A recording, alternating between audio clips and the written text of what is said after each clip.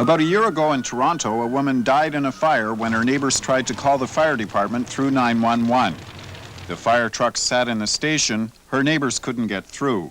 All the 911 operators were busy. The woman died even though the old emergency number at the fire department wasn't busy. Another problem. It has to do with the enhanced system, the system that has the caller's location displayed automatically on a screen in front of the 911 operator. The addresses come from Bell Canada's billing computer, and the address the phone bill is sent to, say it's a post office box, it's often somewhere different than the location of the phone. In Ottawa-Carleton, many phone bills are sent to addresses on rural routes. It's not much use to know a fire's on a certain rural route, they're miles long. Well, if the address comes on as a rural route, it could be in more than one municipality.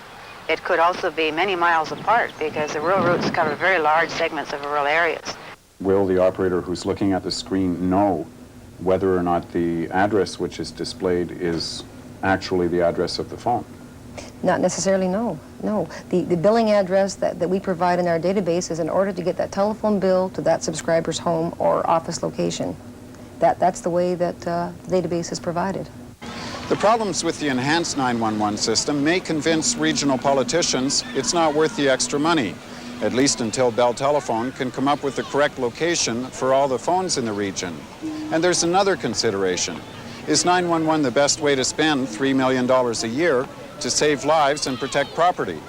Alan Kennedy farms in Canada. He keeps the emergency numbers he needs near his phone in the kitchen. Kennedy knows who to call for whatever service he needs. They'll send an ambulance. That's standard equipment. Kennedy's method costs a lot less than 911, and he says it works just fine for emergencies or crimes. I'd call the OPP. What's the number? We have it readily available at the phone. Mayor Marianne Wilkinson has trouble supporting 911 when Canada doesn't have full-time ambulance service. The ambulance is stationed in Canada on Monday to Friday, 8 a.m. till midnight. After hours, you have to still get it from the Queensway Carleton Hospital. Full-time ambulance service here in Canada would reach more people faster and help, I think, more than paying that same amount of money into a 911 service. What do the professionals say? The Ottawa Fire Chief's not convinced. I'm not so sure you're going to save time, even if it's put in right. What would Chief McLennan do if he had part of the money to spend himself? I'd like to use a large chunk of that in fire prevention. That's where I think I could do a lot of good work. It's cheaper to prevent fires than it is to put them out, and it seems it's more effective. Despite improving response times, the number of deaths from fires has been steadily increasing in Ontario.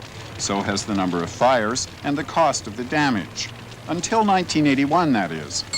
That year, the province brought in tougher laws for fire prevention. Ever since, the number of deaths from fires, the number of fires, and the costs have steadily been dropping.